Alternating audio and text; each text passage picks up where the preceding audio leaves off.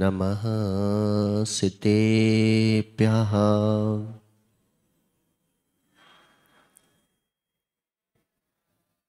इंद्रसतबंदियाणं त्योणहिते मधुरपिसतपक्काणम् अन्तातीत्यगुणाणं नमोचिणाणं जितभवाणं नमो अरिहन्ताणं नमो सिद्धाणं नमो आयर्याणं नमो वज्रायाणं नमो लोये सब्बसाहुणं। पंच परमेष्टि भगवान की 1008 श्री आदिनाथ भगवान की, आचे भगवान गणाचार्य विराग सागर जी महाराज की जय, आचे भगवान गुरुवर विशुद्ध सागर जी महाराज की जय, 3 कम 9 कोटि मुनिराजों की जय। परम पूज्य मुनिवर श्री प्रसन्न सागर जी महाराज की, परम पूज्य मुनिवर श्री सुप्रभु सागर जी प्रणत सागर जी महाराज की, मणि संघ की।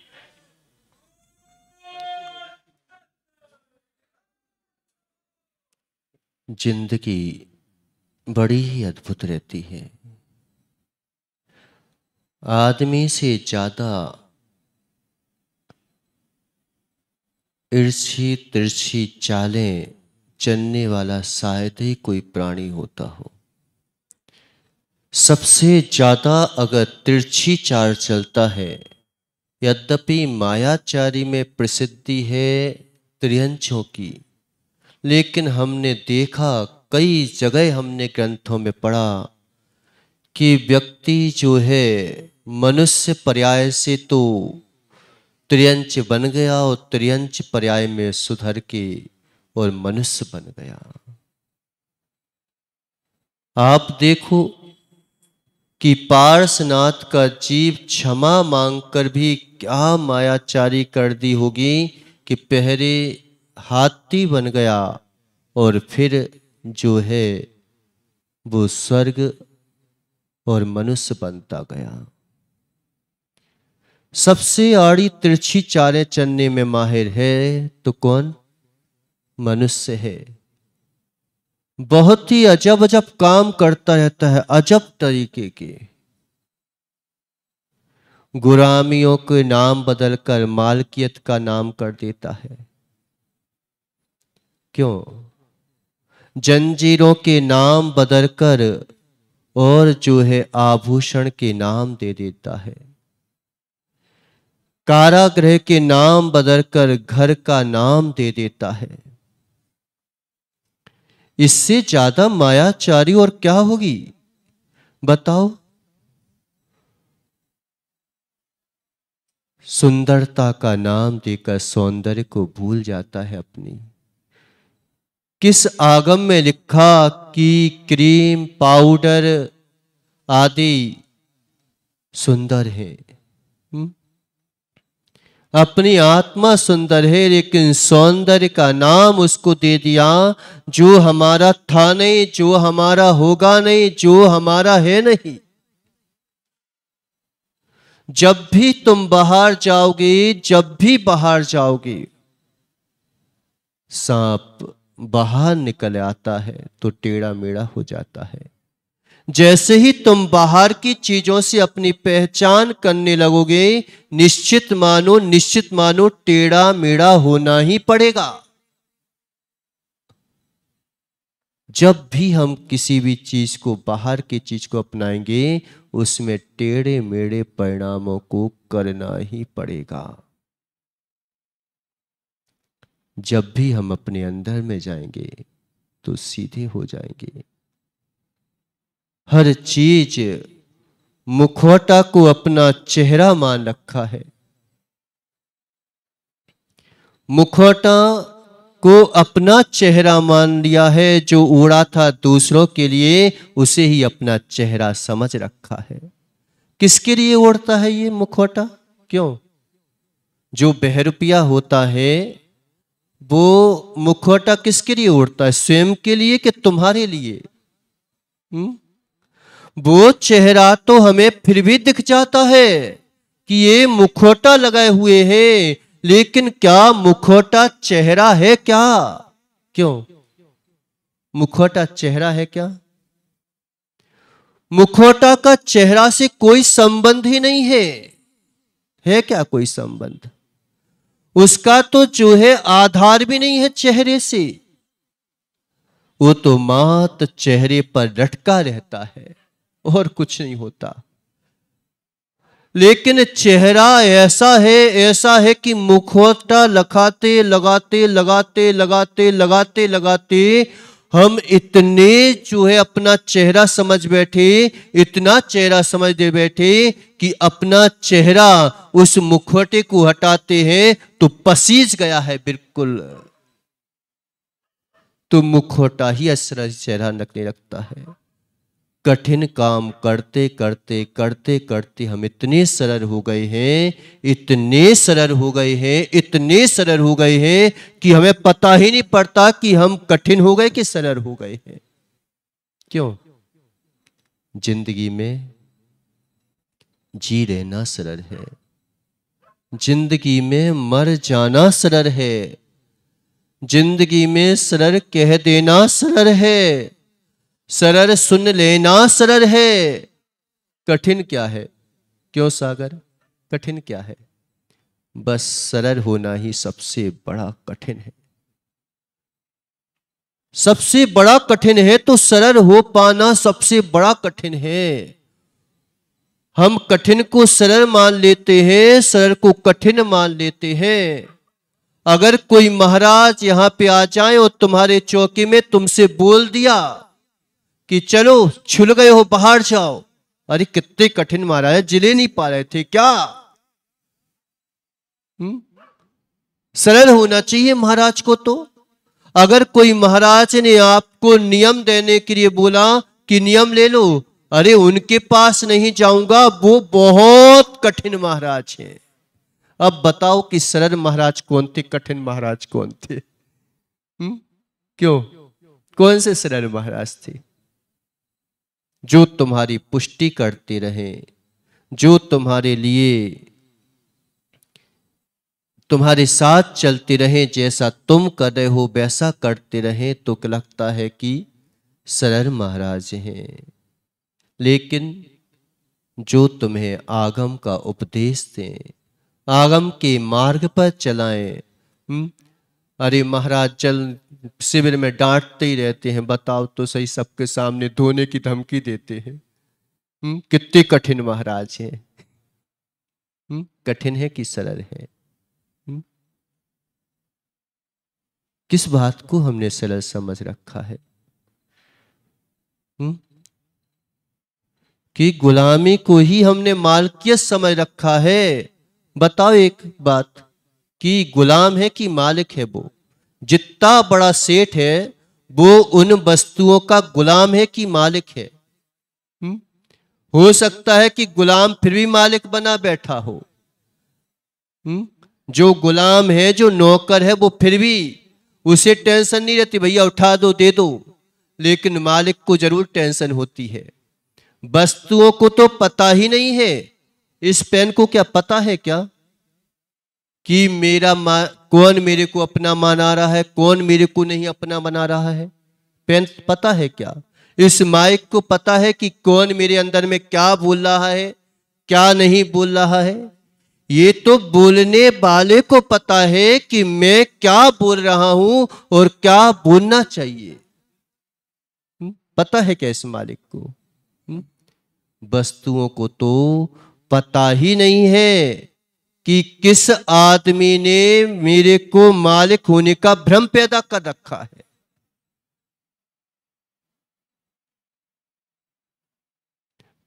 खाने को तो पता ही नहीं है कि कौन जो है व्यक्ति है जो मेरे पीछे मायाचारी कर रहा है। बारात में जाते हो, कहीं पर जाते हो, क्या करते हो? क्यों? नहीं चाहिए, नहीं चाहिए, नहीं चाहिए, और हाथ ऐसे करेगा और भैया डाल दो। सासू के घर में भी जाते हो, क्या करते हो? नोट पकड़ लेते हो और क्या बोलते हो?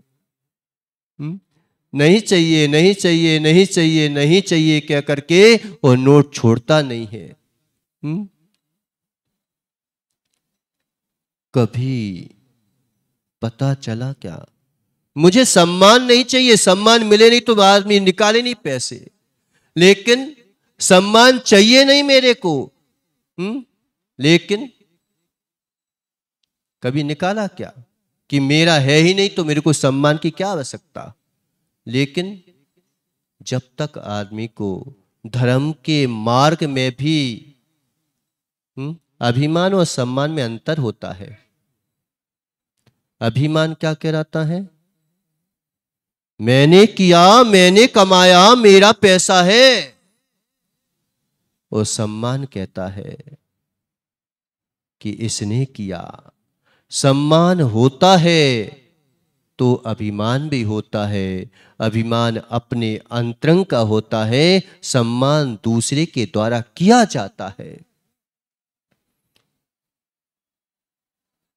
मुनिराज का सम्मान किया जाता है कि उनको ऊंचे स्थान पर बैठाया जाता है, उच्च आसन दिया जाता है कि आप महान हैं, आपने महापुरुषों के व्रतों को धारण किया है, आप मेरे सम्मान के पात्र हैं। सम्मान दूसरे के द्वारा होता है और अभिमान अपने अंतरंग के द्वारा होता है।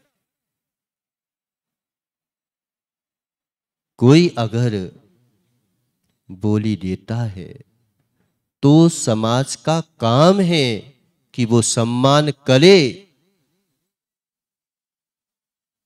वो समाज का काम है। लेकिन जहां सम्मान मेरा होना चाहिए वहां सम्मान नहीं बचता, वहां अभिमान पैदा हो जाता है। अपनी आत्मा को तुम अपमानित करना चाहते हो, इस बात को समझना बहुत कठिन है।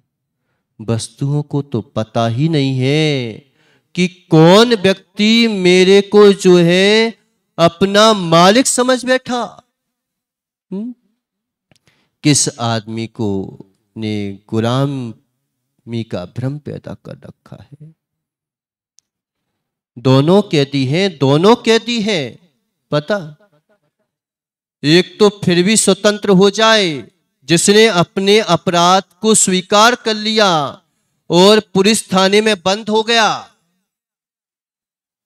जिसने अपनी गलती को स्वीकार कर लिया कि मैंने ये अपराध किया है, वो तो फिर भी जो है अपराधों से मुक्त होने के लिए पुरुषार्थ करने लगा। लेकिन एक जो है सराखों के पीछे बैठा कैदी है, एक सराखों के आगे बैठा कैदी है। वो कैदियों का कैदी है, उसे तो पता ही नहीं कि मैं कैदी हूं। क्यों? जो बाहर बैठा है वो कैदी है कि नहीं है? जो बाहर बैठा है वो कैदी है कि नहीं है? वो भी कैदी है, उसको कैदियों की रक्षा करना पड़े इसलिए कैदी नहीं है। कहीं कैदी भागना चाहिए, वो कैदियों का कैदी है। वो भी जो है बस इतना है कि उसने अपराध नहीं किया, लेकिन उस जिसने अपराध स्वीकार कर लिया, अगर सराखों के पीछे बैठा हुआ कैदी फिर भी जो है आराम से सो सकता है, लेकिन बाहर बैठा व्यक्ति आराम से सो सकता है क्या? क्यों? उसे डर लगता है कहीं कैदी भाग ना जाए, ये कैदी भाग ना जाए, ये कैदी भाग ना जाए।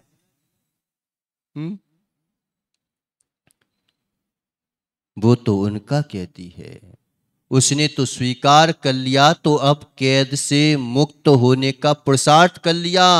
लेकिन बाहर बैठा हुआ व्यक्ति अगर अपराध कर रहा है तो फिर सबसे बड़ा कैदी है।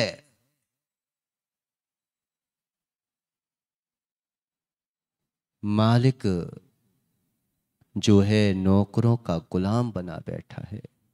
सबसे बड़ी मायाचारी है ये, कि कितना भ्रम पैदा करता है ये संसार जगत। जगत भ्रम पैदा करता है कि हम अपने आप में भ्रम पैदा करते हैं। हम अपने आप को घोषित करते हैं उन वस्तुओं का मालिक, के वस्तुएं घोषित करते कि तू मेरा मालिक है। कौन घोषित करता है? क्यों? किसी वस्तु ने, किसी अचेतन द्रव्य ने तुमसे आकर बोला, किसी भूमि ने तुम्हें आकर के बोला कि हे भूपतियो, किसी ने भूमि ने बोला क्या कि मैं तुम्हारी हूं? क्यों? कोई स्त्री अगर तुम्हें ना चाहे, कोई स्त्री राठौर जी तुम्हें ना चाहे, ये देखो मेरी तरफ से तो एक ही आया है बस, वो भी राठौर जैन है, लेकिन पूरा जो है जैन धर्म का पालन पूरी तरह से करते हैं। मिथ्यात को तक नमस्कार नहीं करता ये जीव। उनको तो ये पता ही नहीं है। क्यों? भूमि को पता है। क्यों? क्या बोल रहे थे कि कोई अगर स्त्री तुम्हें ना चाहे और तुम फिर भी घोषित करो कि ये मेरी पत्नी है, ये मेरी पत्नी है, बताओ क्या कह रहा होगी? व्यभिचारी कह रहा होगी कि क्या घोषित कर रहा है तू? ऐसे ही भूमि ने क्या तुम्हें कभी बोला क्या कि मैं तुम्हारी हूं? किसी भूमि ने आज तक नहीं बोला कि मैं इसकी हूं कि मैं उसकी हूं, लेकिन मालूम चला कि देश के देश उखाड़ दिए जाते हैं, आदमी को मार दिया जाता है जो कभी कुछ करती नहीं, उसके पीछे कितने जो है बर्बाद हो जाते हैं, कितने भाई भाइयों के पीछे लड़ाइयां मची रहती हैं। लेकिन किसके पीछे मायाचारी करते हैं हम? जो था नहीं, जो होगा नहीं, मुखौटा। कितने मुखौटा लगाते हैं, मुखेटे को ही अपना चेहरा समझ रखा है। जो ओढ़ा था मैंने दूसरों के लिए। किसके लिए ओढ़ते हो बता? आदमी को घृणा भी हो, अरे यार ये कहां से आ गया, कितना आदमी, लेकिन ऊपर से क्या कहता है? मुस्कुरा के आइए आइए साहब, आप बैठिए। अंदर से क्या है? ऊपर से कहता है, ऑफिस में जाता है, अरे साहब साहब साहब, और अंदर से कहता है कैसा सांप है, बिल्कुल डसता ही रहता है दिन भर। हम उस चीज को अपना ही मौका समझ लेते हैं कि घृणा को हमने, इतनी घृणा भरी पड़ी है, इतनी घृणा भरी पड़ी है हमारे अंतरंग में, लेकिन ऊपर से बड़ा अच्छा आ दिखावा कर रहे हैं। आइए साहब, क्रोध भरा पड़ा है, लेकिन ऊपर से ऐसा बिल्कुल क्षमा करो क्षमा करो। उबाल के फूटा हुआ क्रोध फिर भी शांत हो जाता है, लेकिन घुट घुट के रहने वाला क्रोध कई वर्षों तक पड़ा रहता है।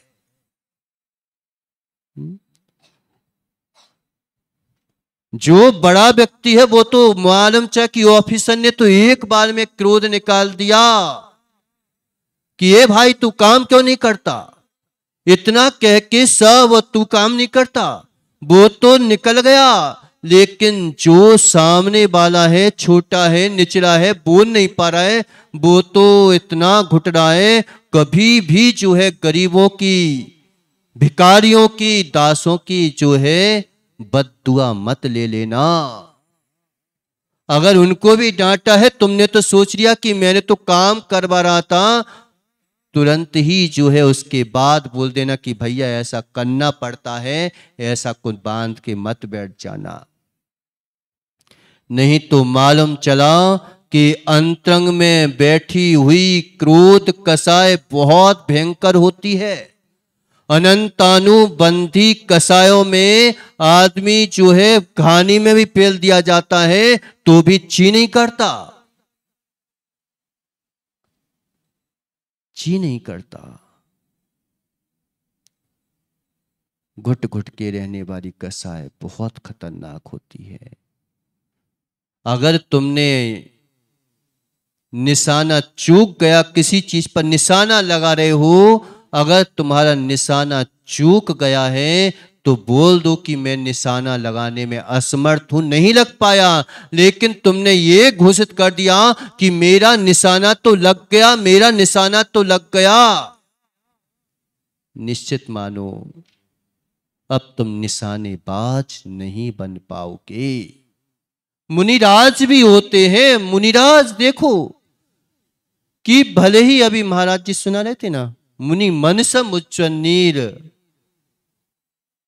जब इतना स्वच्छ नीर है फिर प्रायश्चित क्यों लेते हैं?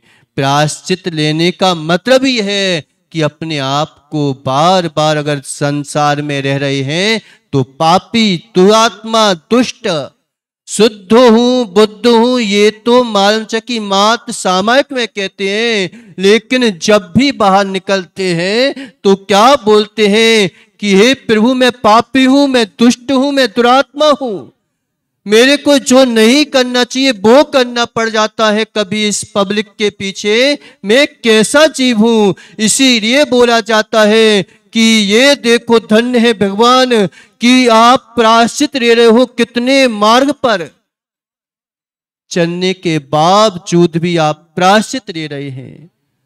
जाने में अनजाने में कैसे ही करने में मेरे से पाप हो ही जाता है। मैं जब तक संसार में हूं, जब तक इस शरीर में हूं, जब तक अष्ट कर्मों के बीच में हूं, कितना भी कोशिश कर लूं, लेकिन ये सब करना पड़ता है। स्वीकार कर लिया।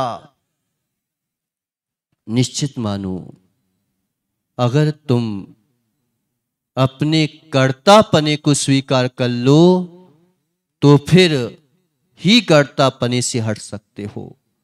अगर तुम कर रहे हो गलती, हो रही है तुमसे गलती और स्वीकार नहीं किया तो निश्चित मानो वह गलती एक दिन ऐसी बड़ी हो जाएगी, ऐसी बड़ी हो जाएगी कि मालूम चला कि मुखौटा उठा रखा रहा और तू उसी को अपना चेहरा समझता ही रहा।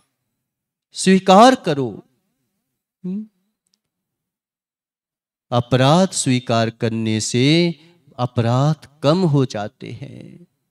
अगर तुमसे हो रहा है, घर में रह रहे हो, कहीं भी रह रहे हो, करना भी पड़ रहा है, तो भी इस बात को स्वीकार करो कि मुझसे ऐसा हो रहा है। क्योंकि आचार्य भगवंतों ने स्पष्ट लिखा है कि संकल्पी हिंसा नहीं करो, आरंभी हिंसा, उद्योगी हिंसा तो होगी ही होगी।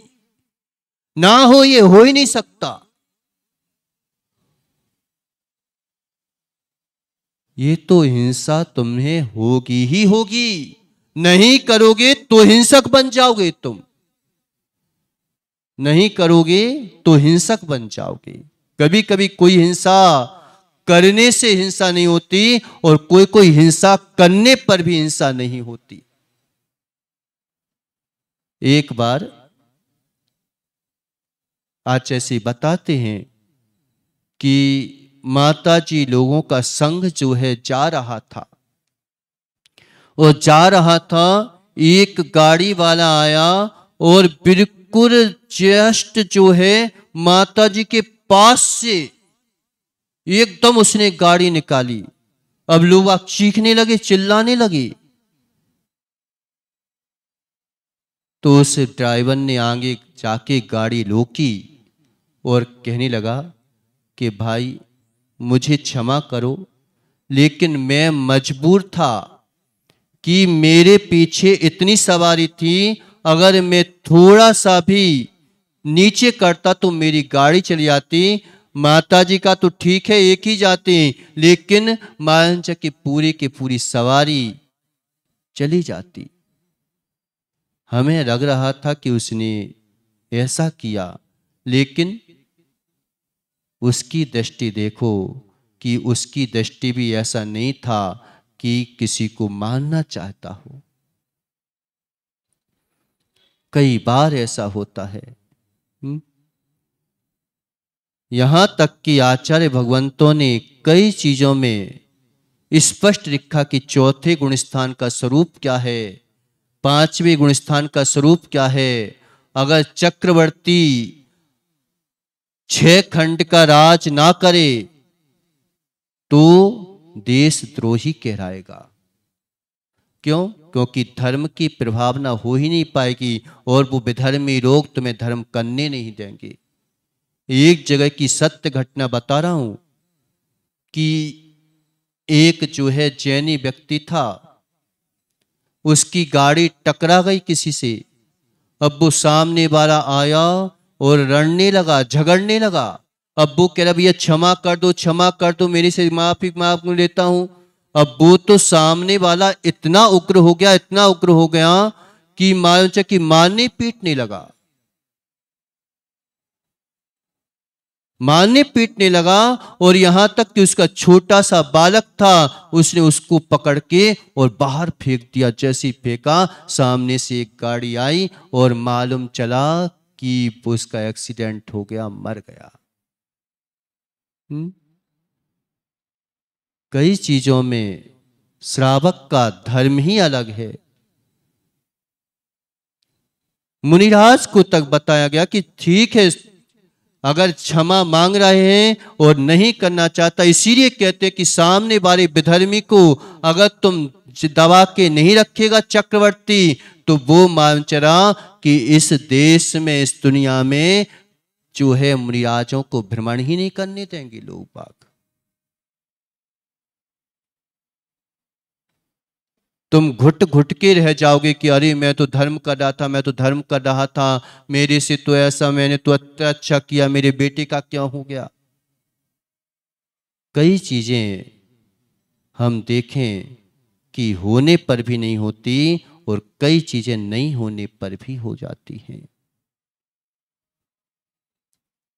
मायाचारी का धर्म मत करो। कई बार हम मायाचारी का धर्म कर लेते हैं। अगर तुम्हें जिस चीज में जो बताया गया कि एक बार अपने आप को बोध करते रहो, हो रही है, करना ही पड़ेगी, कम से कम इतना तो बना रहे कि अनंतानुबंधी में ना चली जाए। नहीं तो मारमचरा की त्रियंच बनने के बावजूद भी बोध ना हो पाए। समय हो गया तुम्हारा। ये मुखौटा जिस चीजों में हम कर सकते हैं, उन चीजों में तो कम से कम मायाचारी ना करें। हम चाहें तो क्रीम पाउडर की कोई आवश्यकता नहीं है, लेकिन किसके लिए? दिखाने के लिए, दूसरे को माया जाल में फंसाने के लिए हम जो है किन किन जीवों के कलेवरों को अपने मुख पर लगाते रहते हैं। महाराज, सुंदर दिखना चाहिए। जो रूप पर ठहर जाते हैं, जो मात्र रूप पर ठहर जाते हैं, वे स्वरूप तक नहीं जा पाते। जो रूप पर ठहर जाते हैं वो कभी स्वरूप तक नहीं जा पाते। जो सुंदर पर ठहर जाते हैं वो सौंदर्य तक नहीं पहुंच पाते। अगर सौंदर्य की ओर जाना है तो अपने ज्ञान दर्शन चाहत को देखो, और नहीं तो मात लहरों से टकरा कर और किनारे पर रख जाओगे। इसलिए करना पड़े तो कम से कम स्वीकार करो। कर्तापन भी अगर ऊपर सवाल हो तो कर्तापन में काम कर देते हैं, लेकिन कर्तापन अगर स्वीकार कर लिया कि मुझे करना पड़ता है, तो निश्चित मानो उसमें कर्तव्यपना आ जाएगा। कर्तव्य और कर्तापन में दोनों में अंतर रहता है। कर्तापन में क्या अंतर है? समय हो गया। कर्तापन, कर्तापन सागर अगर किसी को डूब रहा था और तुमने बचा लिया, अब फिर बार बार बोलते हो अरे देख मैंने बचाया था, देख मैंने बचाया था, देख मैंने बचाया था। जब भी सभा में जाता है, जब भी करता होता है, मैं ना होता तो तू उस दिन मर जाता, मैं ना होता तो तू उस दिन मर जाता। तो व्यक्ति क्या कहता है? अरे यार, इससे अच्छा तो मर ही जाता तो ही अच्छा होता। और कर्तव्यपने में है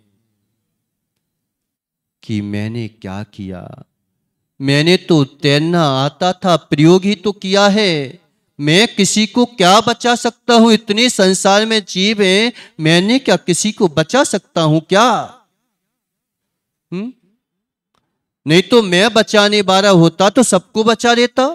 भगवान भी जो है अपने कर्तृत्व पने से देखो, बीतरागी भगवान कभी कितना भी सब जीवों को कल्याण किया, उपदेश दिया। उपदेश देने के बावजूद भी क्या बोलते हैं कि मैं किसी का कर्ता नहीं हूं, मैंने तो मात्र कर्तव्य निभाया है। अब तुम्हारी मर्जी, तुम जानो। राम जाने, हनुमान जाने, जो जाने सो जाने। बोलिए आदिनाथ भगवान की